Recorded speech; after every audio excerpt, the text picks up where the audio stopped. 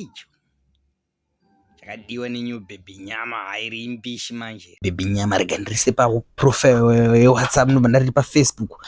Ya ndinoti ex wangu amuona apa anorwadzwa chete. Kabi nyama kambisha.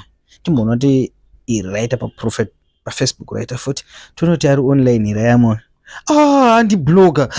Shit man. Manje anorona sendroina kwa kunomtuka angamoni blogger ex angamoni blogger izvozvo. Kutsvage kuba. Kwenda kupi kutsvaga kupi chi?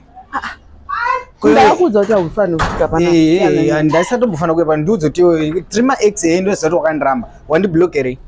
Ndine basa rei. Aiwa wandiblockere. Unozozviona sendani musikana wandiblockere achimotaura wandiblockere. Ane basa rei musikana wangu. Ane ndawako. Inzwa, iyo pakaita boyfriend yako haditi kayo taramba neyo anomborwadza kuti ex wangu ndaitokuona uchiita zvarureyo but nhasi wakutondiblock inini. Nani new girlfriend ndamisa pa profile ndamisa pa WhatsApp paki. Usaunomona sei aiwa uri ex I know wandiblockere.